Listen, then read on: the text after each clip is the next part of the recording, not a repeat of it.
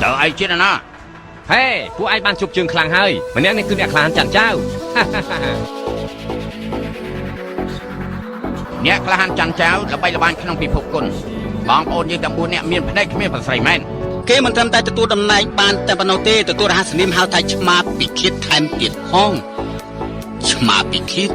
មែនហើយច័ន្ទចៅខ្លាយទៅជាឆ្មាពិឃាតអញ្ចឹងក៏ដូចទាំង5នៅក្នុងកោះសៀនខុងនេះខ្លាយទៅជាយ៉ាងណាដែរទៅឪពុកកូននិយាយថានៅក្នុងពិភពគុណមានអ្នកក្លាហាន2នាក់ដ៏អស្ចារ្យគេទាំង2នាក់ម្នាក់ឈ្មោះច័ន្ទចៅម្នាក់ឈ្មោះប៉ៃអ៊ីថាំងចំណែកច័ន្ទចៅរហស្សនាមគឺឆ្មាពិឃាតចំណែកប៉ៃអ៊ីថាំងរហស្សនាមកណ្ដុរពណ៌ស